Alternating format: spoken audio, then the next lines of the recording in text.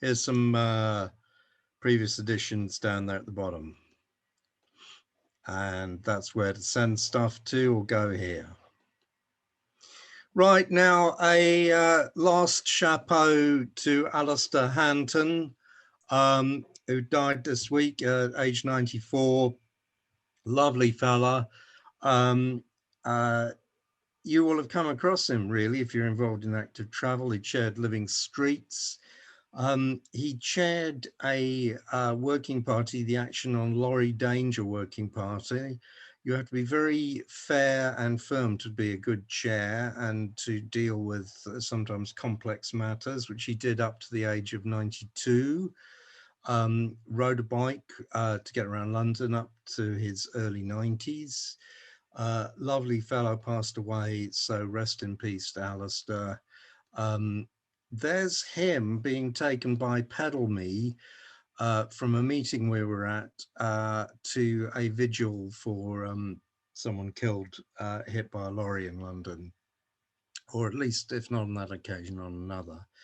And Pedal Me did a very nice little epitaph.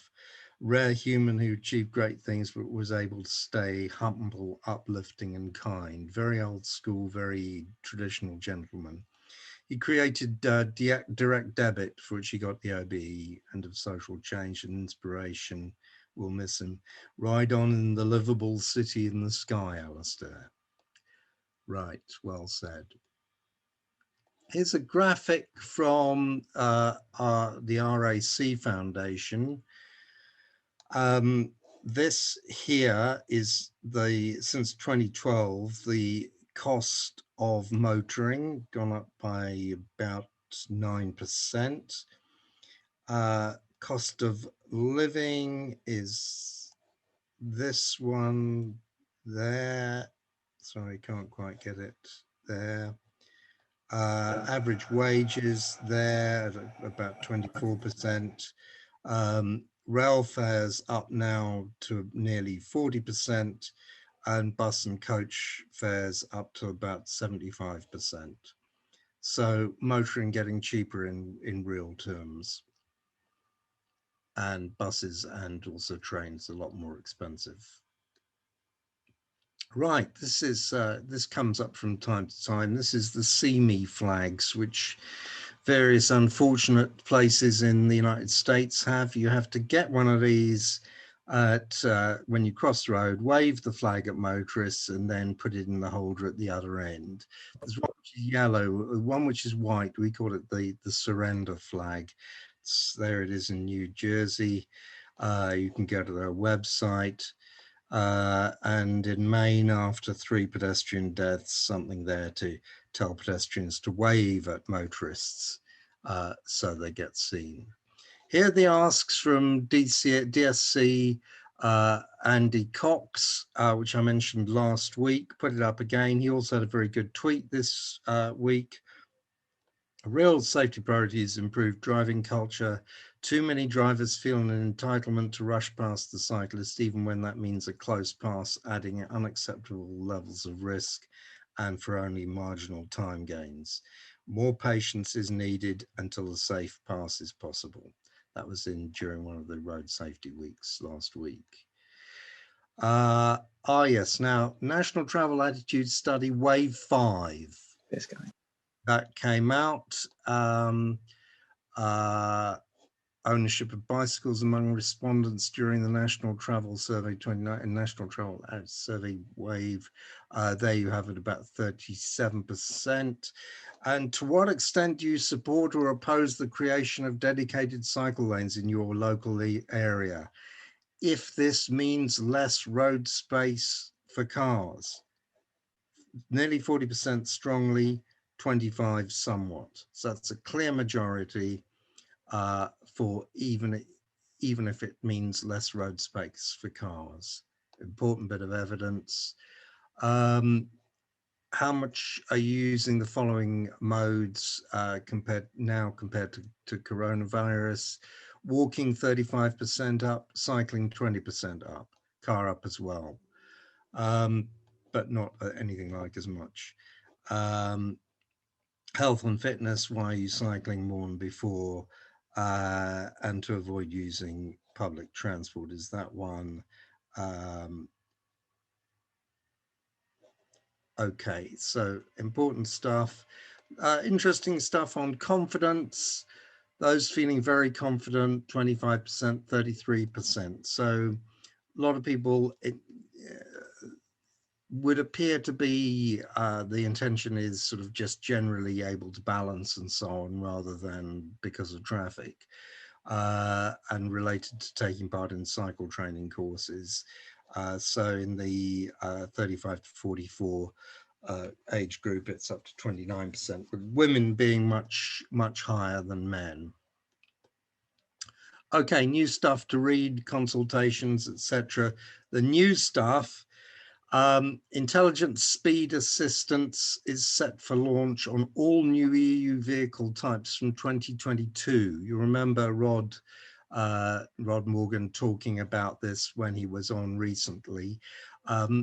Word of caution, don't forget that's still about 15 years before all cars have them, and they can be overridden at the moment. And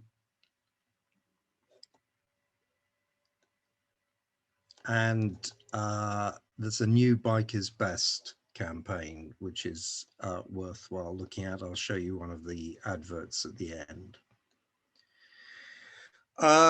Yes, new stuff here. Thursday, there's evidence on low traffic neighborhoods with Rachel Aldred and others. There's a news item today about councils being under pressure to change bike shed planning laws. And on the 6th, there's a debate with Professor John Whitelake. So those are the new bits and pieces. Also, here's a very good one.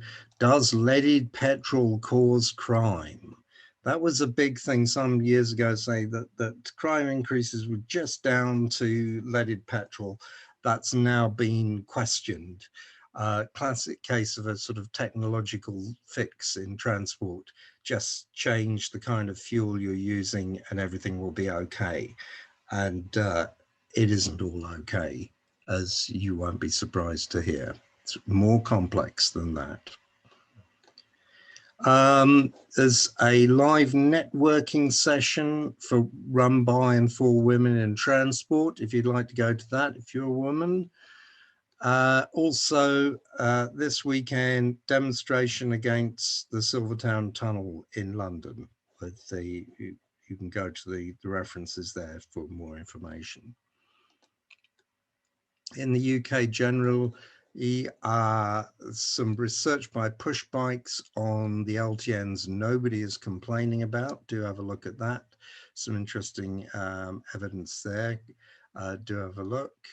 On North Tyneside now, North Tyneside Council have said we're getting nearly 1.6 million from Active Travel Fund, and doing various things, including an option for the first Dutch-style roundabout in the region. Is it a Dutch-style roundabout? We don't know. But if we read Mark Philpotts, we'll be able to get into another discussion about what a Dutch-style roundabout is or is not.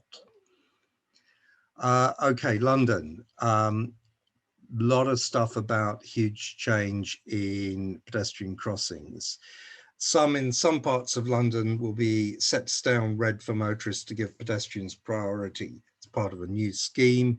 There's 18 signals have been changed, but as someone called Brian Deegan pointed out, there have been some done like that previously. But it does seem to be part of a new package, and we'll see what happens with that. Oh yes, here's a competition. Various celebrities, including the very famous David Byrne of Talking Heads, and Jeremy Vine, and judges like Will Norman, Lucy Mahoney, I don't actually know who she is, have agreed to judge a design competition for light protection for cyclists. It's about what can we have instead of just having wands for light segregation? And that's being run by London architectural people and the Construction Industry Cycling Commission, with Mr. Murray involved in that. Santander is going to be extended with e-bikes in London next summer. This announcement was made on 28th of May.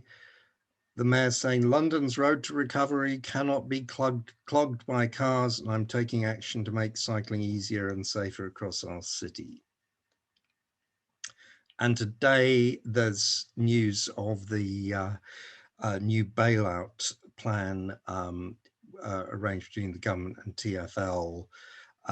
In there, it's an article in the Evening Standard, there's something about how the government are pressing TfL to do 100 million quid's worth of cycling and walking infrastructure within the next year. So do have a look at that. Hackney, evidence about traffic down after the Homerton low traffic neighbourhood went in. There's the reference. Inside the LTN, 40% cut, and also a small cut on the boundary roads. Meanwhile, in dreadful Westminster, we have there was a point made by Dynaslow saying, oh dear, they're taking out the mandatory cycle lane in Portland Place. Now, Westminster Council said, hi there, this cycle lane isn't being removed. It's simply being amended to an advisory lane with a buffer zone to reflect latest published cycle infrastructure guidance. So we all asked, what's latest cycle infrastructure guidance? Well, there's LTN 120. You can look at LCDS, but there's nothing which says that advisories with a buffer zone reflects the latest guidance, not with the kind of flows of vehicles on that road anyway. So Westminster Council don't appear to be, how shall we say, getting things right in that case. Tower Hamlets, some an LTN proposals agreed by Cabinet. Leo Murray doing an angry thread about school streets, which appeared to have been taken up and dropped by the council.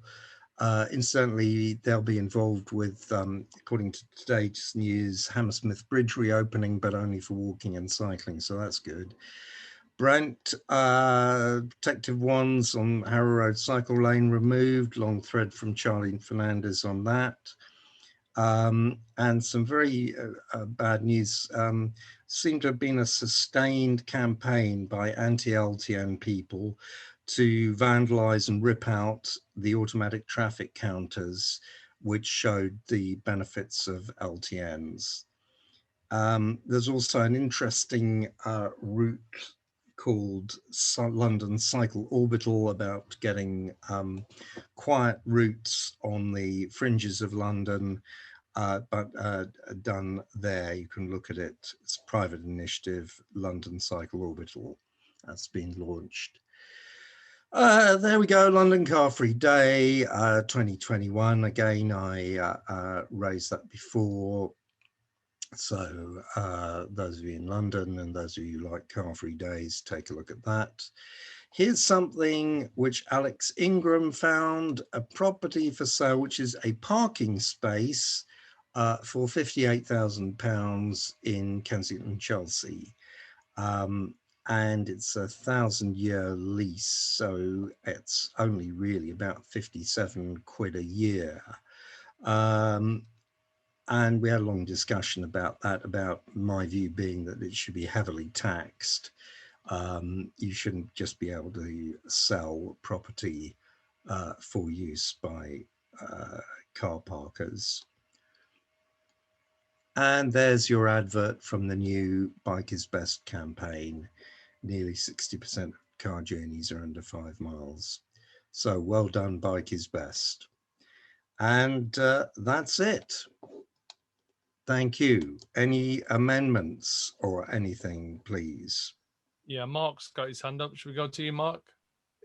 Yeah, thanks. So the DFT, I can't find it on their website, which is a bit odd, but you can find the actual document. I've just published a document on further amendments to street and roadworks further reforms, May 2021. And it's about, we know about the signing that all the stuff that Michael Barrett's been doing. It's about the definition of what's called a traffic sensitive street. And they're proposing reforms to that. And and it affects the definition. It hardly mentions walking at all, but it mentions they're talking about reforming the definition of cycling of a traffic sensitive street. Only one criteria needs to apply in order for a road to be designated as traffic sensitive. And we propose amending the 2007 regulations to ensure the traffic sensitivity designation is only used for roads that carry the most traffic or works could adversely affect traffic, including buses and freight deliveries, cyclists and pedestrians.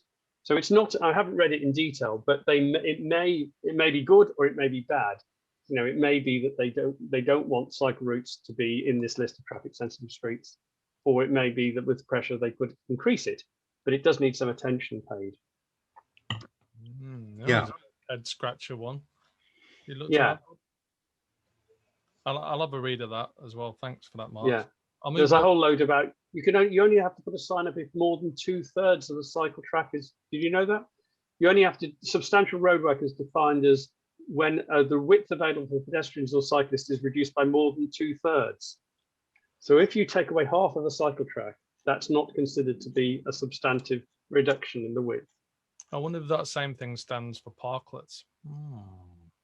Right, anyway, there you go. Thinking there. Simon Monk, come on in. So I was just going to come back in on that DFT TFL further funding bailout. So just the full info on it, that's through to the 11th of December, and fairly clearly, like the DFT and government are saying very, very clearly, long term and not even long term, like the next couple of years, TFL is expected to be self-financing, and that is a situation not the same as any other major city in the world, basically. So every other city, there is a subsidy for public transport, and London is not going to get one.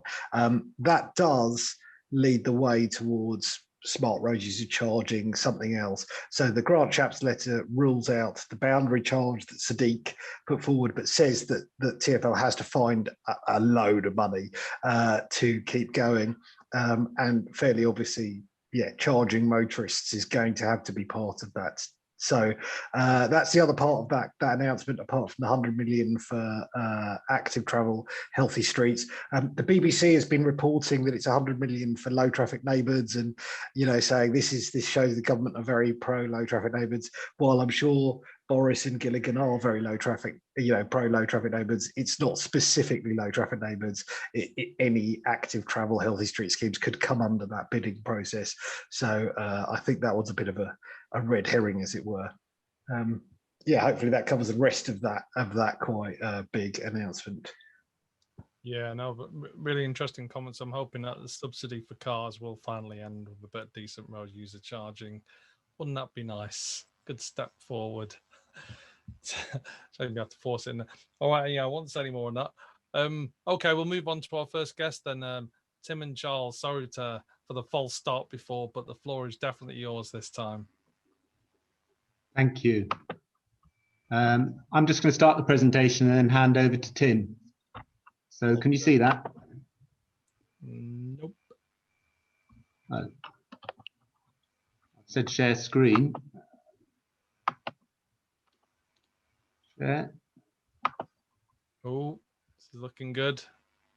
Okay. You're in. Righto. Thanks, everyone. I just want to give a bit of background to well, in one sense, this isn't a new idea, but I just when I tried to get Worcester to build a 1.5 kilometre cycleway in a pretty easy stretch of road, I was absolutely horrified by the costs of the infrastructure. And I thought, well, could you do without infrastructure if you had a truly obeyed 20-mile-an-hour zone?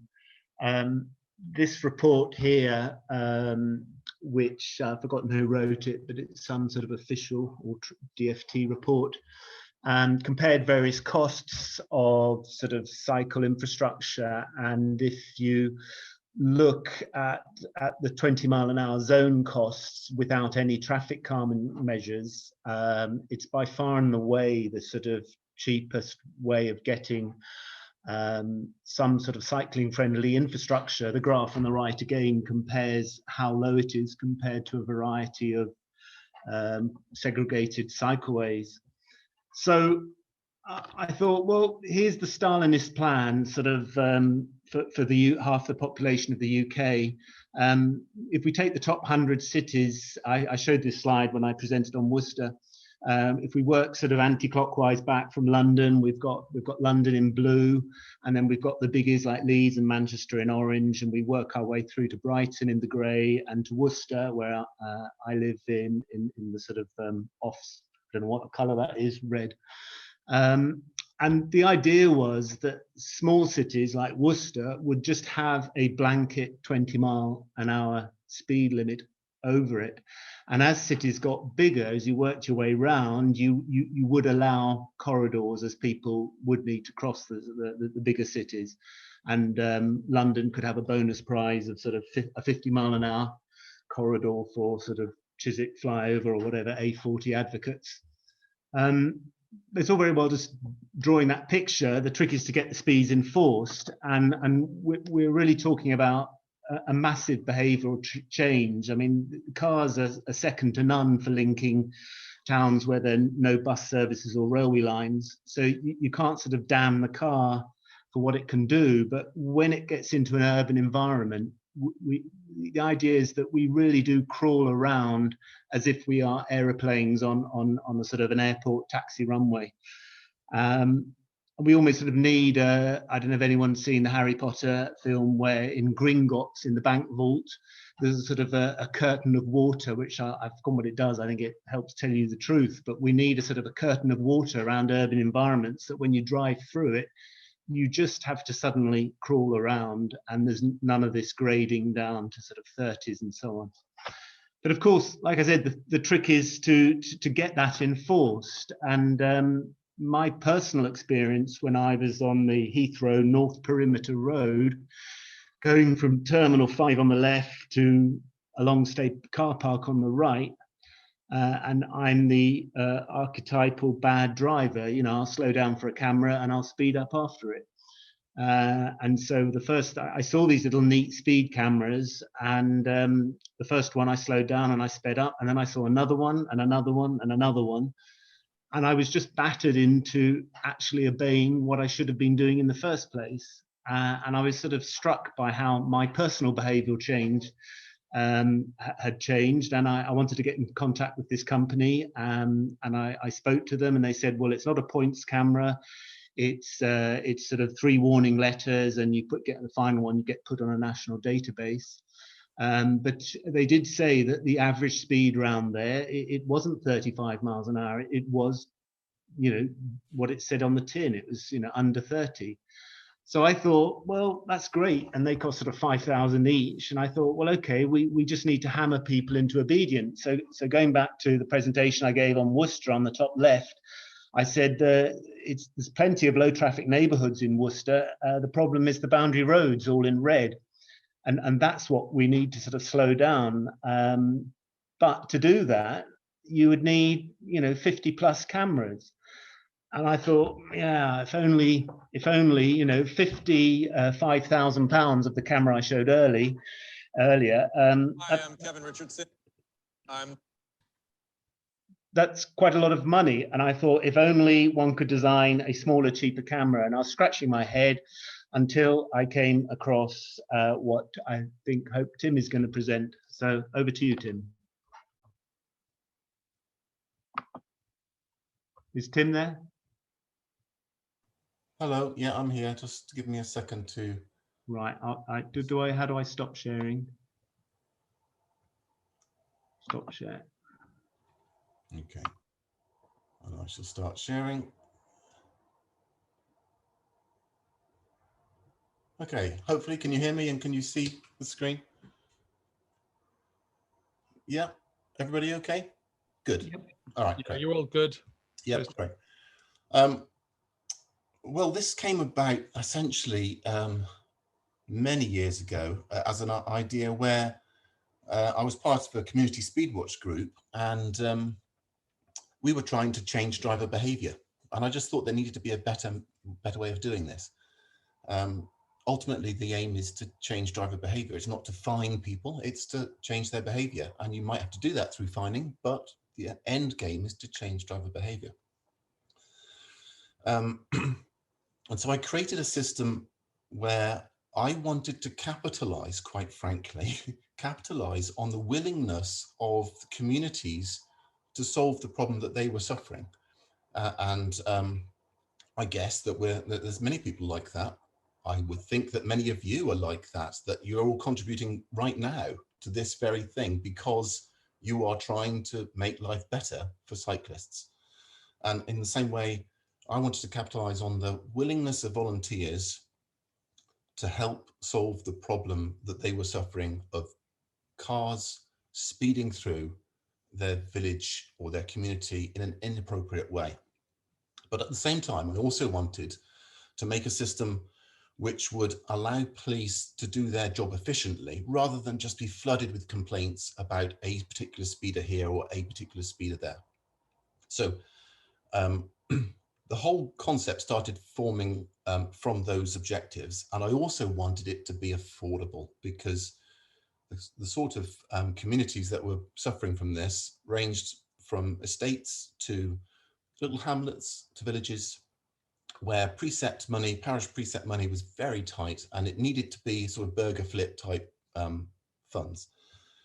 And so I came up with this auto speedwatch thing. Essentially, it's, I don't know if you can see this, but down on the bottom left here, there's a group of roadside units. They're independent little boxes that mount at the roadside. They talk to the internet, talk to a server as well, all securely over the internet.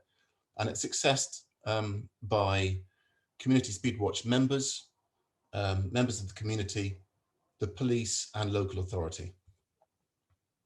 Okay. So coming back to this community involvement thing that I wanted to do, I wanted to use the community to process the data. And that's good because actually the police also want to build the relationships with communities about, so that everybody's involved in solving the problem. And the system basically logs vehicles that are speeding, and it prioritizes by the risk that those vehicles are causing. So that means persistent speeders, not those that make the occasional mistake and have not read the sign once, but those that are doing it all the time, or illegal vehicles, those that have not got tax or MOT, and of course the high speeders. And the system basically then shows when, where, and which vehicle is doing the speeding. So it collates all that data together, uses the community to process that, and produces information to the police. And of course, the very fact that you've got signs up that saying that, you know, this community is protected by auto speedwatch means it's a deterrent in its own right, because most people don't want to be caught. It's that fear of being caught which tends to change driver behavior. And that's why the average speed check cameras on motorways work relatively well. There are always a few that don't, that just ignore it, but it works relatively well. So this is the unit. It's just a little box-sized unit, book-sized unit that straps to a pole. It doesn't need wiring in. It's got a little solar cell on top of it. You might be able to see that. So it's self-powered. Makes it really easy to install. And members of the community can do that. They just need to find a suitable pole, get the permission of the asset holder, which is usually the local roads authority in their council, but say, can I just put this on the pole? And they say, yeah, and off it goes. Typically mounted on a pole like that, as close as you can get to the road without being a strike risk, about 2 or 3 meters up, 2.5, 3 meters up, something like that. And off it goes. And then the community get to see the results. So it starts logging Those that are over a certain threshold, you can set that threshold for whatever zone that you're in, be it 28 or 26 for a 20 zone, or 36 or 38 for a 30 zone, whatever you want. And it starts logging and collating all that information. The community get involved because they can see the records as they come through. It takes about 30 seconds for each offence to get through to their dashboard over a browser. They verify it so that that's community involvement, and then the verified records become prioritized and filtered for the police to see. And so what the police end up with is, rather than having a CSV file with loads and loads of logs of individual records, and they can be flooded by data, rather than get that, they get a picture about a specific vehicle. So here's an example of a vehicle. I've blotted out the actual registration for sensitivity grounds, but you can see that this particular vehicle's gone through 3 separate locations where these devices are.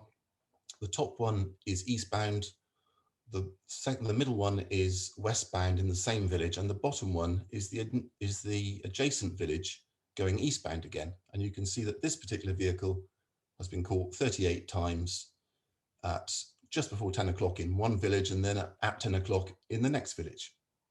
And it's always Monday to Friday at those times. And you can see that for some reason, I don't know why, but on the way back from his commute, he doesn't seem to speed so much on the westbound route. So he's only been caught once or twice, I think, on that westbound route. So, but it gives the police evidence that this particular vehicle is persistent. They can talk to the registered keeper and say, slow down, or we will do something about it. And that usually involves, speed enforcement or fines, or I understand that some police forces even have the ability to remove vehicles. I don't know under what powers, but apparently that's the case. So, it's about changing driver behavior and saying, look, we've noticed you 38 times doing this at 10 o'clock in this village, do something about it or we will punish you.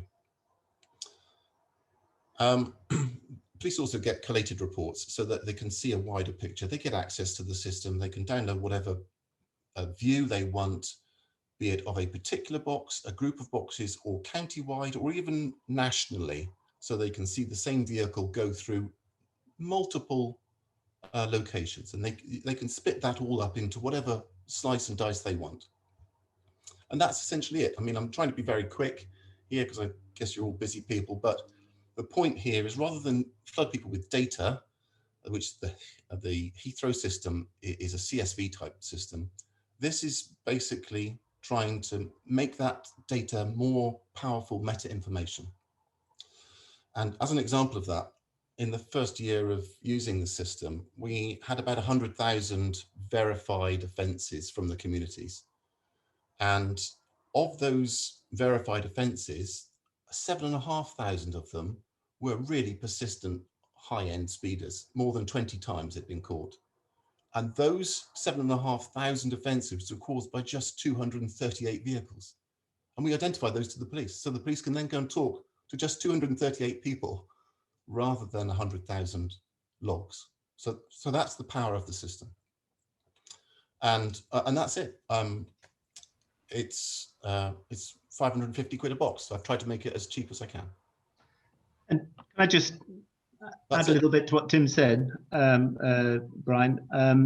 I spoke to Mark Hodgson on this issue of police warning, and I know he's a great advocate of it. If it's not points on your license, once people find out it's just a warning letter, they'll revert back to speeding. And I would just say there are 2 things which mitigate that, and one is even some people will revert back to speeding when they realize it's not a points camera, but I think many won't, and I certainly won't revert back to speeding going around Heathrow. I don't particularly want to be on a police database. And the other point Mark made is you only need 1 in 4 people to be obedient, because you start forming queues. So I actually think Tim's product at that cost is an unbelievably powerful tool. Yeah, I think it's amazing as well. I mean, citizen science, I think, is the most exciting thing in transport planning at the moment, moving into that. So I'm fully supportive. I'll let Mark come in. He's got a question. Thanks. Yeah, well, as a community speed watch operator, it's obviously very interesting. And I've just been looking at your website. You do take photographs, because what we're told we're not allowed to use is we're not allowed to take the number plate down and use that to confirm our sometimes mistaken takes on the colour. And quite a few of our, and it's really good to know about the automatic side, because quite a few of our records are rejected because we get the number plate wrong, or more particularly, we say it was red when it was bronze. And whatever it's recorded on DVLA is the colour, as you know, is the colour that we have to put down. If we get that wrong and we say grey and it's silver, it gets rejected. So I think, so if the photos are independent, because I think that's the key, that's what we were drummed into at training. It's got to be all got to be independently verified. So it is GDPR issues. The question I've got is this 550 is the cost. Is it movable? Because we have a rotation of 8 sites, 4 locations, 2 directions of each site, because we're in a square box where people speed. So we couldn't afford to buy 8 sites. We'd have to buy, so we'd have to be able to move them around. So are they easily moved, or do they, or would we have to buy multiple numbers? And I'm not sure about where the community input goes, because essentially we don't get to see the records once we've given it to the police. Maybe that's different in other places. So it'd be good. Our role would go, because it would just be speed cameras, and maybe we could do other things, and it would have an effect. But I can't see where the community engagement side comes into it. You've got a lot to chew over there, Tim. Sorry. Indeed, I do. No, that's fine. Movable, frankly, not easily. Every camera requires quite a bit of setup to get it pointing in exactly the right place. So we don't, and there's also an issue about the data that's used per location is actually used not just by that one location, but through the whole network of cameras. So if you move one, you upset that data stream, that data record for the whole network. And so we're really firm on a process. If you need to move it, we make it, we can do it, but it's not ideal. And it takes quite a bit of setting up to do that. So we can't move it, is the well, you can move it. The community install it, and the community can move it, but we just need to go through a process of wiping data and then starting for that unit again, so that we don't destroy we don't corrupt the data for all the other locations around it. So partly we've tried to make it as cheap as we can, so that, quite honestly, you wouldn't need to do that. So that's the first question, I hope. The second one is that the community don't really keep the data. Now, we talked about, you talked about cameras. Yes, it takes photos. It takes photos of the rear of vehicles quite deliberately to avoid people and identifiable people. The GDPR issue is not personal data to take a photo of a registration number plate. It's deemed sensitive by the ICO. And in fact, we've gone through an accreditation process, a review and accreditation process. We've been certified as Surveillance Camera Commissioner Codes of Practice approved, so that they're very happy. The ICO and the SCC, which is obviously related sister organizations, they're very happy with what we're doing for the purposes of speed enforcement. Now, the data stays on our secure server, and it's limited by what access rights each individual involved in the system needs as a very minimum. So there are verifiers that can only see each record.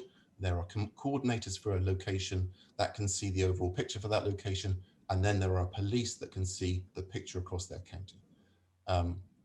And of course, there's data policies for removing stuff after certain timescales as well, so that everything gets cleared out.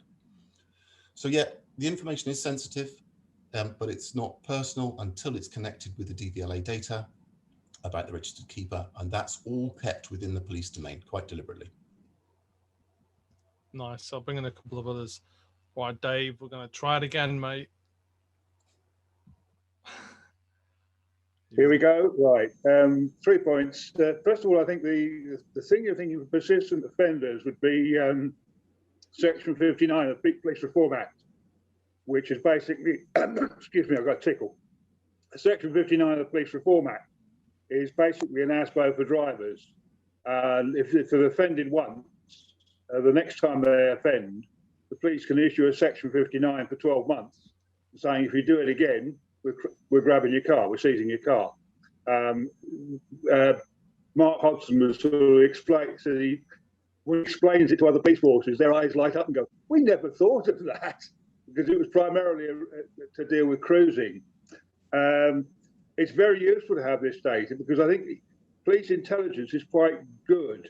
I had a case where a friend on a Brompton was hit by somebody coming out of an industrial estate one night. It was a hit and run. They just turned up the next night with the police at the same time, the same place, and the same driver. And pretty much so, if you're getting this data in a valuable way that says this car is going to be going at 10 o'clock in the morning through the village at an excess speed, you don't need to go and talk to them afterwards. You can actually just be sitting there and go, right, got you. Well, hang fire just a second, because just like the Westcotic thing around Heathrow, these systems are not type approved for the purposes of issuing fines. So that you cannot use this data in a court of law as evidence. It's not type approved according to the Home Office. And it's just like the Westcotek system. To do that is about £500,000, I'm told. So it's quite a big investment to go there. So we can't use it directly to find, on the records that we're producing, but it is good information to the police to deploy a speed enforcement unit and therefore to follow that program. Be in the right place at the right time. Exactly. And then exactly. And the other piece I'm looking, could we use it with anything like LTNs to monitor as well? Because obviously it reads the number plate, checks the cars. Could it be used in other applications? It can be used for basically any zone from 20 up to 40 or 50, quite accurately. I haven't really thought about the use cases. It seems to be pretty busy with the one that I found here, but yeah, I guess there are other applications. One thing we've been asked to do is to do an HGV watch as well. And there's also another idea to do a vehicle emission, a noise emission system. So as a noisy vehicle goes past, we can log that particular number plate of a noisy vehicle. So I don't know, all sorts of possibilities. We've got time for one last question. I'll bring in, and I always forget to say your name. Ailey, Brian, don't worry, Ailey, you pronounce it. Thanks, Tim and Charles, for your presentation. I think this looks really interesting. But one question I have, based on what antis can do in terms of chopping, measuring things across the road and destroying planters and generally behaving like vandals, how vandal-proof are the boxes? They're not vandal-proof at all, and I don't think you'll find a camera that won't be defeated somehow, be it a burning tyre or a scaffold pole or whatever. But I must say that our boxes are relatively discreet. I'll show you one. They're that size. They're literally that size. They're very small, and they're deliberately not painted yellow. People can put a yellow sticker on them if they wish to, but they're so discreet you don't even notice the things. We've had a couple in our local villages, and even the villagers say, "I still haven't found your box," and they're looking deliberately for them. But because there are signs at each end of the village, people know that it's there in the village somewhere, and actually, rather than just slow down going past the box, they slow down for the entire village. So it's quite interesting how keeping it relatively discreet seems to work better. Now, vandalism, we've got 30 boxes out there at the moment. We've been going about 2 years. Obviously, that 30 is built up over that time. We've had one vandalism in that time, and it was repaired for about 80 quid, I think. So. Okay, good, thank you. Yeah, that's brilliant. We'll move on to our next speaker now, but that's absolutely fantastic. And I certainly know there's a spot near my house that I want to put one. So, so we'll come back to that one. Brilliant growth area. I'll move on to William now. We can go back and have some questions now. William, are you there? And thanks for confirming at the last minute. Brilliant. That's fine. No, Brian, I'm here very much, and I hope you can hear me. I just checking on time. Is it 6 o'clock we finish? It's actually 6:30. Oh, so that's fine then. So I thought I was just going to go on at your leisure. No, don't worry. I won't go on for 40 minutes. Don't worry. You don't need to worry about that. But no, real pleasure to be. And I found that absolutely fascinating. And you'll see how what we've just heard fits into what I've been trying to do for the last 10 years. And that's with Beat the Street. So I'm just going to share my screen. and just go into that, which is always the problem, finding also the right thing. So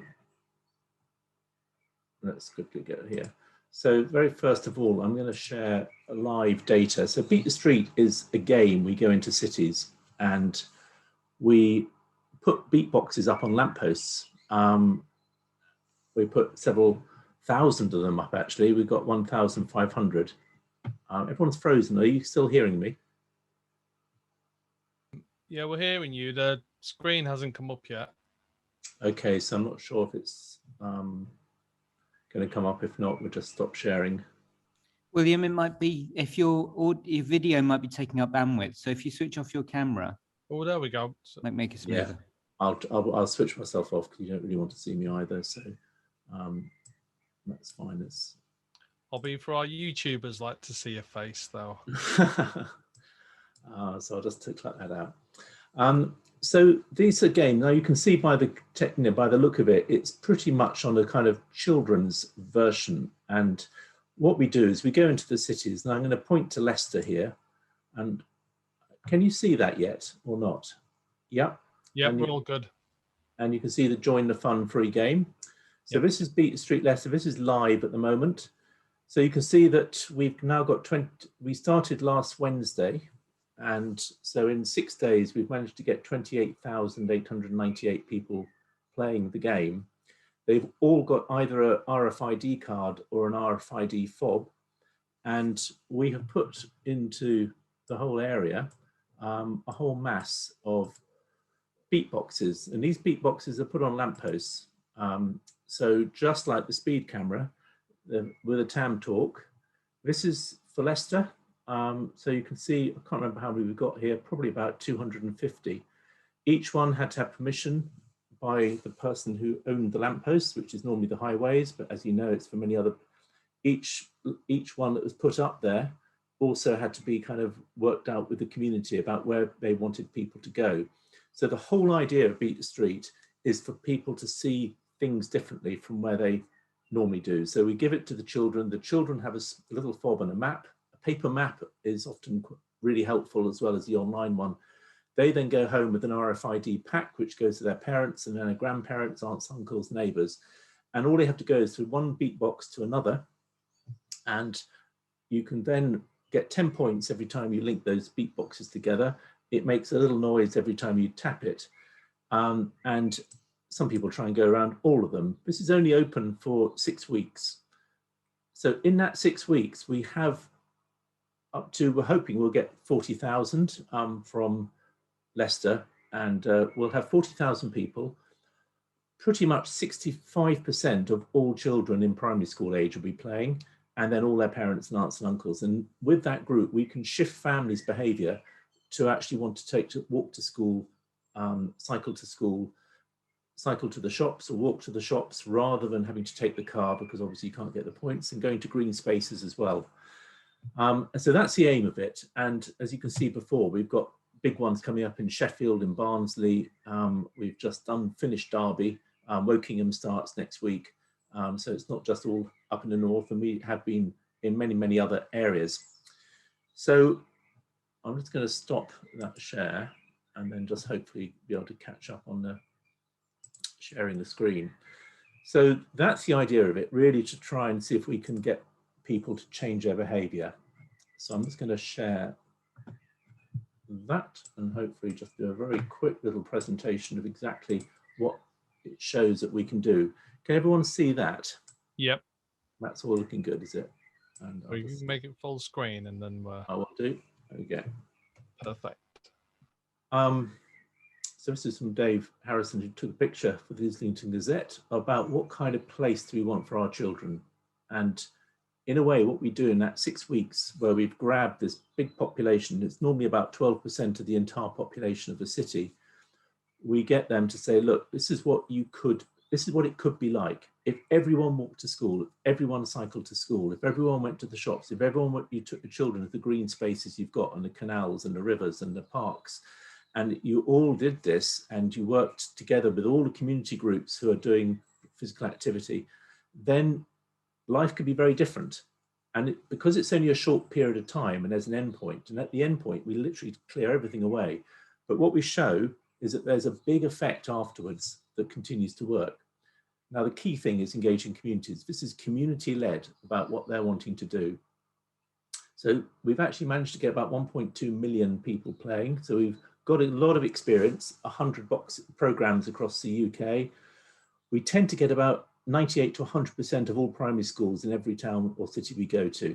Very rarely do we get below 98%. So we have got good at getting engagement of the primary school. And in each primary school, we'll get up to 70% of all children playing. So we get that real weighted group of demographic.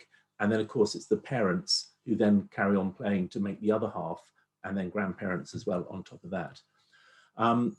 Lots of communication with Facebook and other things that we can do.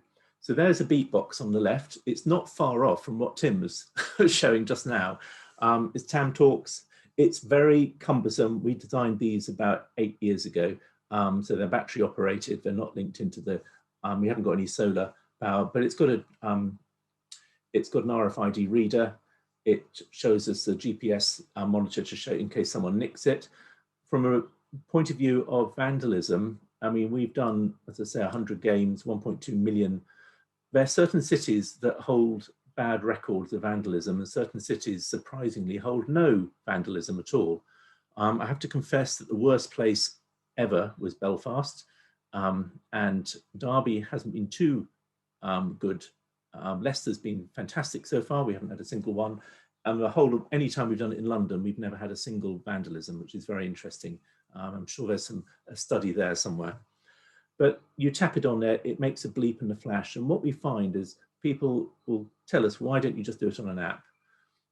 And we have got an app being developed, and we will use that alongside. But what really counts here is the entry point to this is incredibly low. You just hold a card and you're ready to go. You don't need to download anything. You don't need to have a mobile phone. And lots of people download apps and then you don't use it. But for here, whether it's a human instinct of having a card, going to a beatbox, touching it, then going to the next one, gets this kind of engagement of these massive numbers of 28,000. So each week we make sure that there's a different theme. So some of it's for playing, some of it's exploring the area of a local history, finding out what's around. Activity, sport, travel obviously is a big one. And then Go Wild is getting to nature. And Celebrate is right at the end. This was in Hounslow, where we've done it 5 times now. And each time we've managed to shift people, we hope, along to getting better and better at the understanding the transport of cars, getting rid of cars, and for cycling and for walking.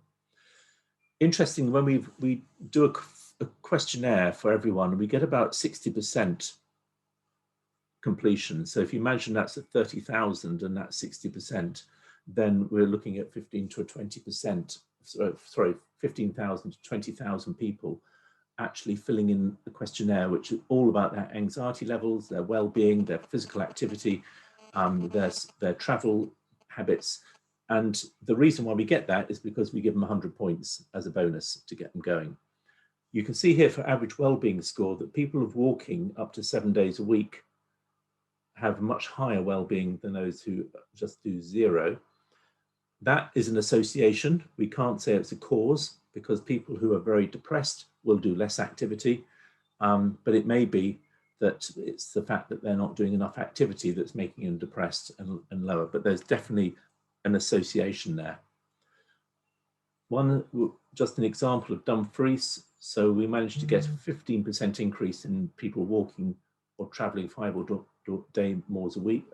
days a week, 19% increase in people cycling, and particularly the over 50s, 24%. And this is 6 months later. So this is not just the effect of the game finishing, but this seems to be the pattern, because people started to change their habits during that 6 weeks, realized it was really good, and carried on doing it.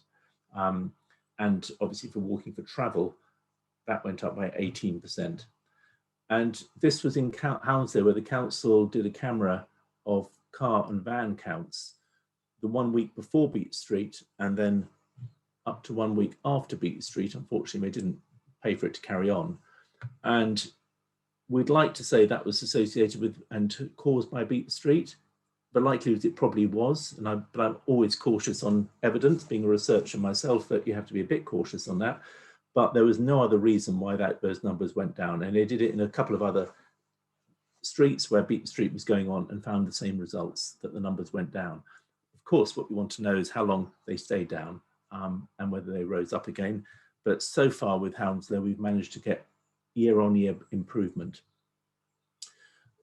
For 6 months and even at 1 year, we hold those results. And that's, I think, so 70% of adults who are inactive become active at the end of the game and stay active at 6 months and remain active even after a year.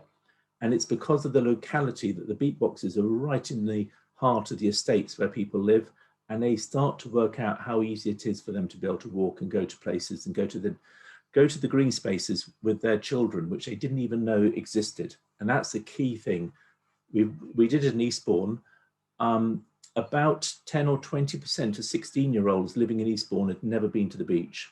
And we find this everywhere, where people living in a housing estate in the most deprived areas don't go out of that area.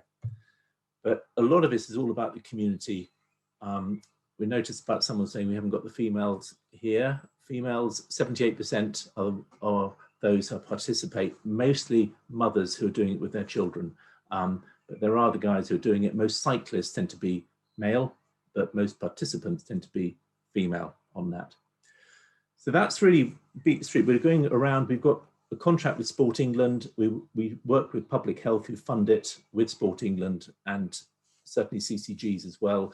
We get a little bit of money from transport, like in Wokingham, but we're building out as much as we possibly can. And what we're trying to do is get that community ownership with air quality, which we're about to investigate, putting those on the lampposts at the same time, so people, the community, can watch their air quality improve as Beat the Street goes on. And of course, with Tim and Charles, we'd love to have those cameras as well, as perhaps just a 3 or 4 month experiment to see if there's a way that's showing that speeding goes down. But whole community citizen science is really where we're trying to work at.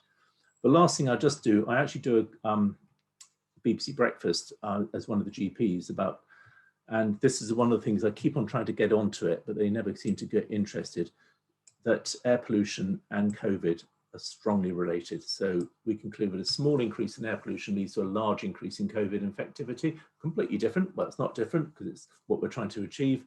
And you can see that PM 2.5 and PM 10, not surprisingly, are the ones that cause the most infectivity from COVID. And the little triangle is looking at 5-year historic data for PM 2.5 and PM, and the circle is 2018. That is really what I want to talk about. So thanks very much. And I'll get myself back on again so you can see who I am again. Oh, it's brilliant. Thanks, William. And that was a stonking last slide as well. Yeah, I spent last Friday doing a forest school with the kids, and just running around chasing the map and having a purpose to go somewhere is a real killer. So I'm a huge fan. I might ask you loads of logistics questions, but I'll just see if anybody else wants to come and ask a question first.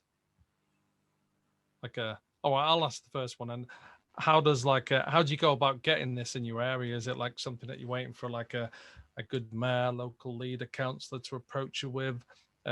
Can communities? How do we press the go button on this thing? That's my question, Will. So normally it's councils who have been wanting to do it for some time, and they come to us and say, look, we'd love to do it. Can we get some funding from Sport England to help us with it?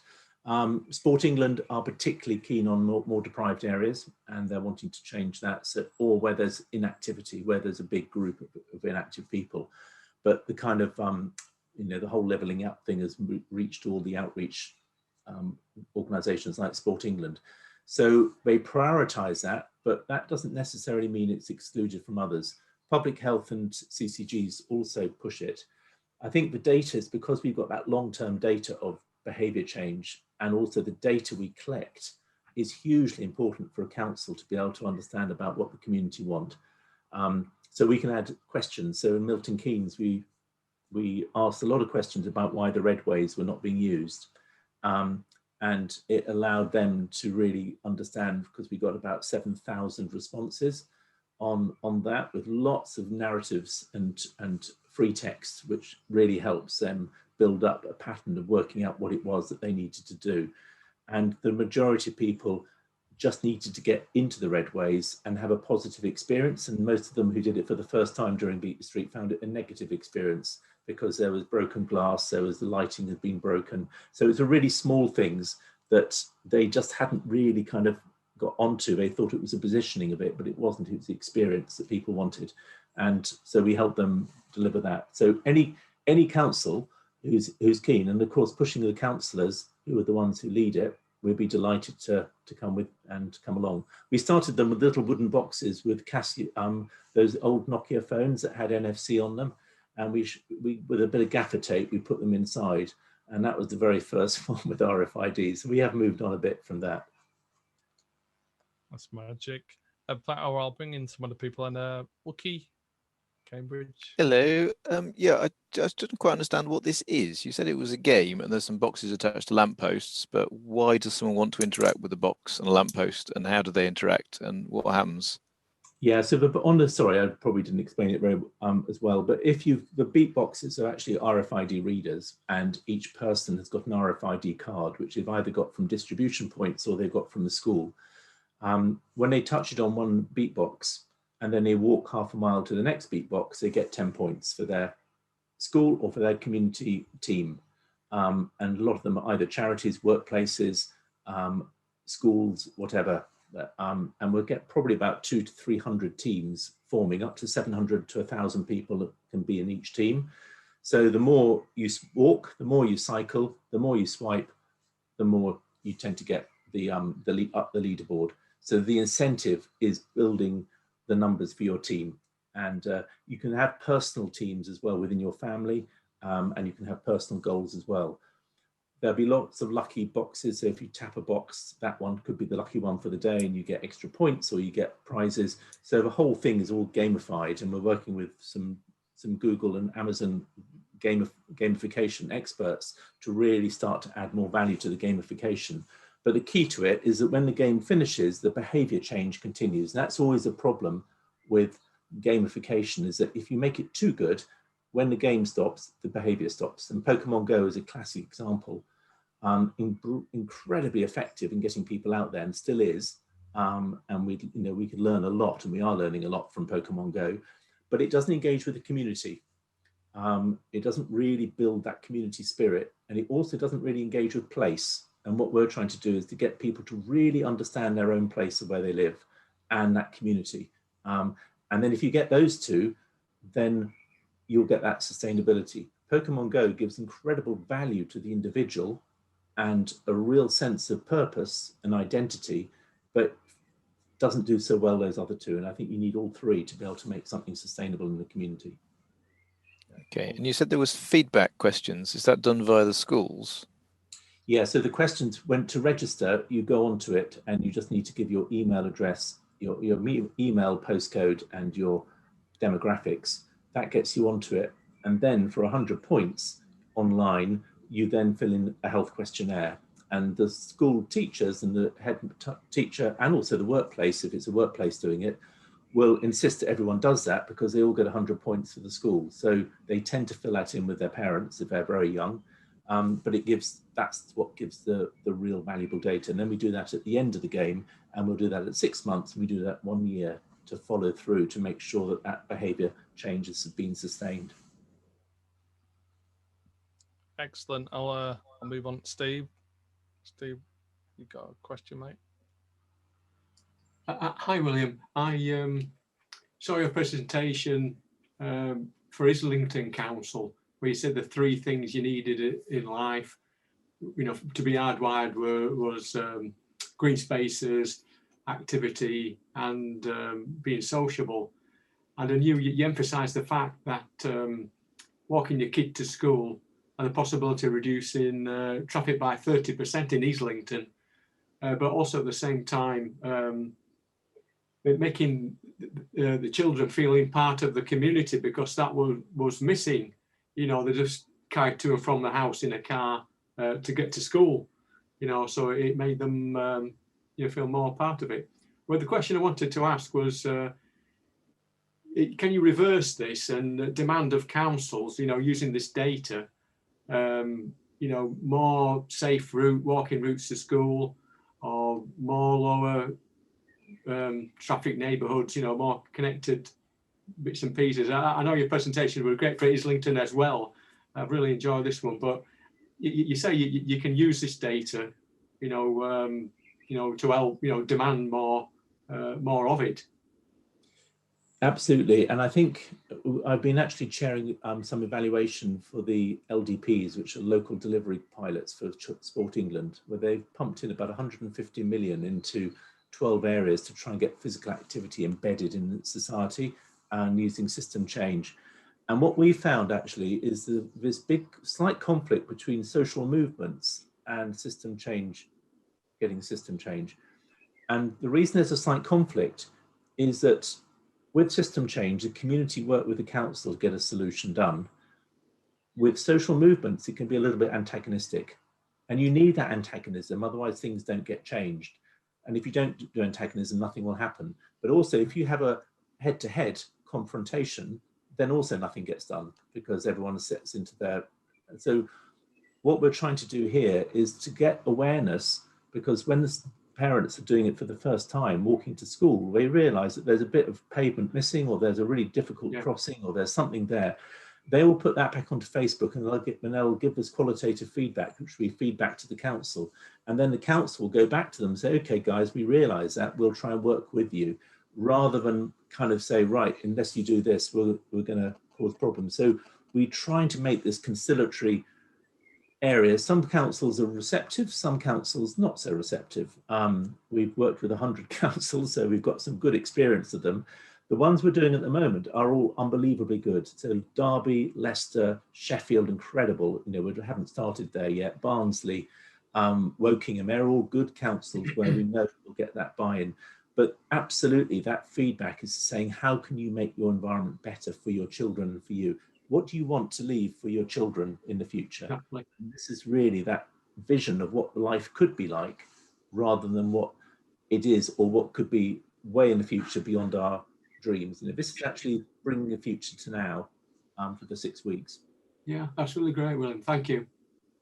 Yeah, I'm really excited about it as well as a way of testing infrastructure and kit. Like, it could be a really good way of testing low traffic neighborhoods and getting some good feedback, you know, from the kids and stuff. So I think there's a lot of mileage in that. That's the right term. Mark. Yeah, I'm not trying to get into a platform argument, because I think that would be a bit invidious. But gamification, in Brighton we've had Love to Ride, and a lot of people have met them, and we're now on Better Points. And there are, you know, I'm sure there are pros and cons to all the systems. And one of the things that Better Points does is it doesn't incentivize particular locations. It incentivizes sort of everything, and it's not focused on children. But I think, you know, I suppose there's got to be an issue about the particular platforms that do particular things, and then the principle of gamification generally. So I just wondered if you had any views. You know, I'm not asking you to either, you know, big yourself up and trash your competitors or whatever, no, because I realise you could do that. But if you've got some views on the different platforms that do exist. One of my great friends set up Better Points, so I've got to be very careful about how I say that. So yeah, they're competitors, but they're also in a slightly different niche area as well. So, you know, we work together. We know each other really well. And I think we're all on the same page that we're trying to do good and make things happen. You know, obviously we've got to keep things successful. Our biggest thing is the results. And I think what we have to remember is that when you go on app-based only, you do, despite the fact that virtually everyone has a mobile phone aged about 7 upwards, and that most people, even their older age, have got phones, we don't always use them in the same way. And to get a good app that gets people engaged and following through is really hard. You know, we all know that's really, really hard. You know, people spend millions, tens of millions in order to get a really good app to get that focused. So we've kind of come at it in a slightly older-fashioned route, but it gets good engagement. We can get up to 35% of an entire city working. So some of our top ones in Scotland have reached 35%, which is quite extraordinary, but that's because the card is so much kind of almost a prehistoric thing of going to something, touching it, and it connects. With the app, which we're also developing, it allows you to do at scale, but it's sometimes a thinner level of people of engagement because it is hard. And I know Better Points have done some really good results, particularly in Europe. Actually, they've done some good results, and I would absolutely not knock them. I would say that, you know, they're definitely worth looking at and understanding if that's good for you. We both present our results. We both go for slightly different demographics, and we both have slightly different long-term effects. And the only thing I would say about reward platforms, which we've been very careful about, is if you reward someone all the time for their behavior and you keep it going, when you stop rewarding people, they tend to stop their behavior. We will do a 6-week experience where the rewards have been very intense of no kind of monetary value, but simply points. But the points get less and less important at the end of the 6 weeks, until at the end, actually nobody cares who's winning, apart from the very, very top people. They actually just wanted to be part. So it was really important at the beginning. And then when we watch it, we just see that whole competitive side fade away very rapidly, except for the very, very top people. And it's the experience that keeps them going. And that's why when we stop, people carry on. And I think that's the thing with any reward platform. You've just got to be careful that when you keep it going, how long can you keep it going? Otherwise, you might start to feel that you're constantly having to increase the rewards because people become slightly desensitized to different things. And I think that's the same with Nectar Points, and many other cards would have done that. It's a very fascinating area, and I think we're still learning a lot, but some people have done it extremely well and will continue to. Yeah, I'd just echo what Ruth said in the chat as well. We're trying to get kids to leave the phones behind and I'll stop doing the face set. So I'm all for the beeping card. I think it's a real winner. Has anybody got any other questions, or should we move over to Ruth? That was really good, Dan, and we'd love to have you back to talk about some of the other health issues like you teased us with. But I think you've got a brilliant system there, and the results are pretty amazing. And I'm definitely going to whisper it in a few people's ears, particularly when we're building new stuff. I really like to hear some feedback, and it's a real good way of getting that back from kids. And we also know as well, one of the best ways of getting people to exercise is to get the kids to force the parents to do it. And I think you're on a real winner to come up that side as well. So it really engages that. So any other questions, anybody, or are we done? Well, I've just seen one from Leeds. We'd love to get into Leeds. Leeds have been very difficult to crack. So anyone from Leeds, please give us a quick call. Steve's got his thumbs up there, and they've got a new mayor. I definitely want to be following Sheffield, and yeah, I know they've been really focusing on the walking experience as well in Sheffield as well. So yeah, lots of good stuff happening around there. But yeah, and bring it to Hertfordshire and London, then we can benefit over there. All right, we'll wind up a little bit early tonight. It's all been good, amazing speech. I had like a presentation ready just in case everybody was too short, but everybody's been just about right. So I'll hand over to Ruth for the kind of last words. It's all right, Ruth. Hi everybody, thanks for being here on such a beautiful day. Will, it's great because I know Hounslow succeeded very well with doing it, and it's been fantastic. And holding a map, we see we've got a tree trail in Chiswick House grounds, and during Easter you saw kids with the map, the paper map, and ticking it off. So I think it's a great idea. Just to say this week's thing, I cycled through Richmond Park last night in the pitch dark with Jan. We'd been over to Norbiton for dinner, and we were a bit nervous about cycling back because I've only ever done it once in my life, and that was November. So it was fabulous. So cycling through parks when you've got lovely smooth tarmac, and there were 4 other people walking, not a single car. And the alternative would have been to go round Petersham Hill, all the rest of it, which was horrible. Just the most breathtaking, fabulous thing, night cycling. I've never done it before except for the once, and highly recommend it for mental health and well-being.